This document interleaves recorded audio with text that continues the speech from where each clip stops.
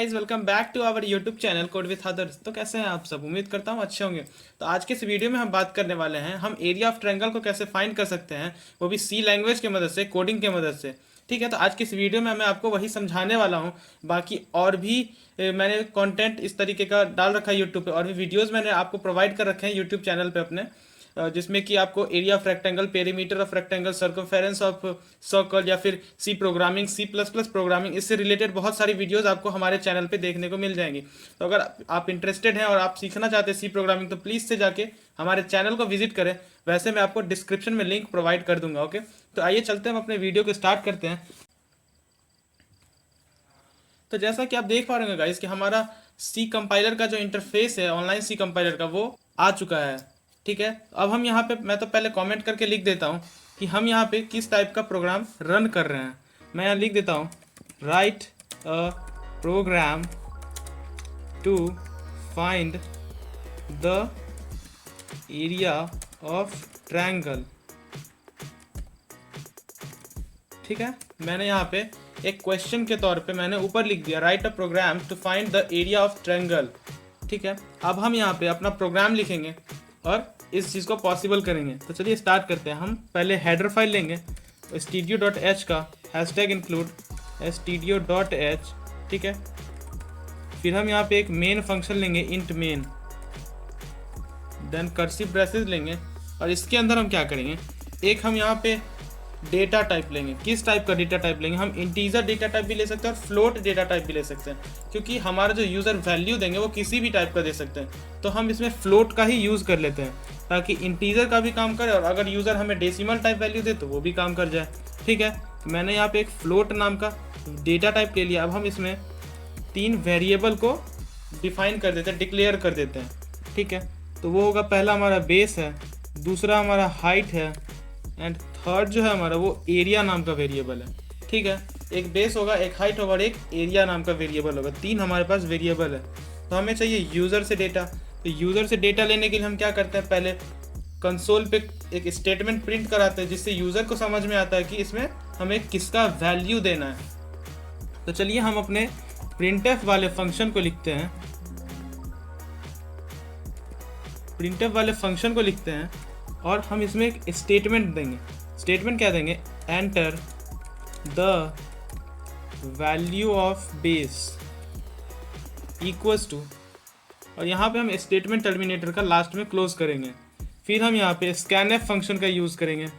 इसमें हम format specifier %f का यूज़ करेंगे, क्योंकि हमारा जो डेटा टाइप है वो फ्लोट डेटा टाइप है। ठीक है, फिर हम यहाँ पे सेपरेटर का यूज़ करेंगे और यहाँ पे हम एड्रेस ऑपरेटर लगा के अपने वेरिएबल नेम को लिख देंगे, ताकि इसी वेरिएबल में हमारा जो वैल्यू आएगा यूज़र के थ्रू वो इसमें स्टोर हो सके।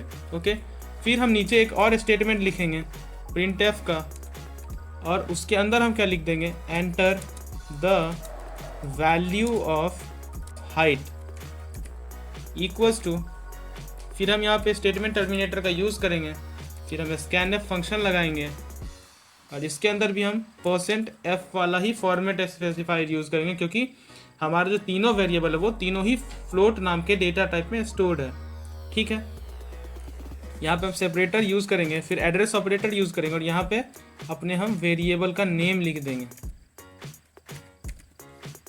फिर हम इसको स्टेटमेंट टर्मिनेटर से कर देंगे क्लोज। अब हम नीचे आएंगे और नीचे हम क्या करेंगे गाइस, तो यहाँ पे हम अपना एरिया नाम का जो हमारे पास वेरिएबल है वो यहाँ पे लिखेंगे, और उसके अंदर एक हम कैलकुलेशन लिखेंगे, एक फार्मूला लिखेंगे, जिससे कि हमारा जो कैलकुलेशन होगा एरिया ऑफ ट्रायंगल का वो हमारे एरिया नाम के वेरिएबल में स्टोर हो जाएगा। ठीक है, तो मैं यहाँ पे फार्मूला लिख देता हूँ इसका, बेस इंटू हाइट।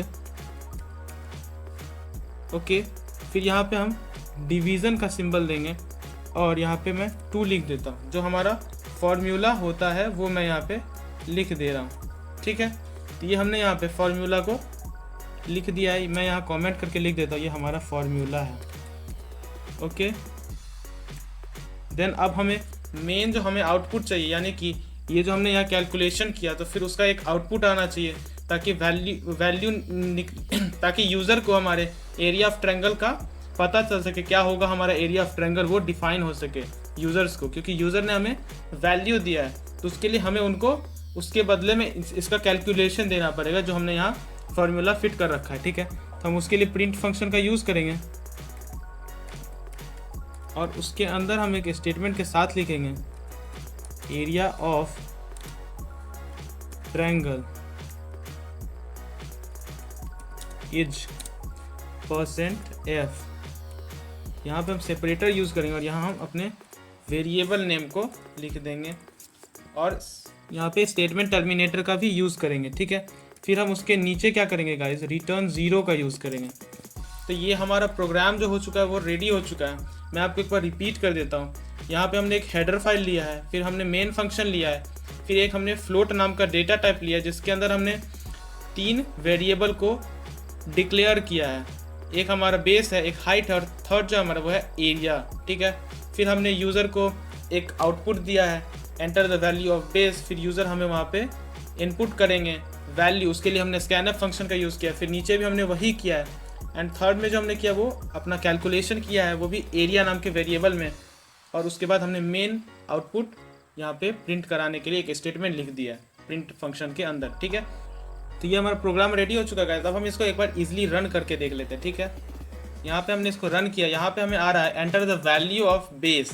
हमें इसमें बेस का वैल्यू देना है, तो मैं यहाँ पे 4 दे देता हूँ बेस का वैल्यू। फिर नीचे आ रहा है enter the value of height, तो हमें हाइट में वैल्यू इनपुट देना है, तो मैं यहाँ पे 6 दे देता हूँ। फिर हम इसको एंटर करेंगे तो यहाँ पे नीचे आ रहा है guys area of triangle is 12 point something, यानी कि 0000 कंटिन्यूसली आ रहा है। तो ये जो है हमें एक परफेक्ट सा वैल्यू दे रहा है। वो कैसे दे रहा है, तो 6 4 जा 24, उसको हम डिवाइड करेंगे 2 से तो 12 होगा। तो इसीलिए हमें ये परफेक्ट वैल्यू हमें आउटपुट में दे रहा है। ठीक है, तो इसी तरीके से हम और भी प्रोग्राम कर सकते हैं और इसी तरीके के प्रोग्रामिंग से रिलेटेड वीडियोस देखने के लिए एंड प्रोग्रामिंग सीखने के लिए C language, C++ language and any other languages सीखने के लिए हमारे चैनल को यानी कि कोड विद अदर्स को सब्सक्राइब करें। एंड अगर वीडियो पसंद आया हो और समझ में आया तो प्लीज़ से लाइक करें एंड अपने फ्रेंड्स के साथ भी शेयर करें। So thank you so much guys.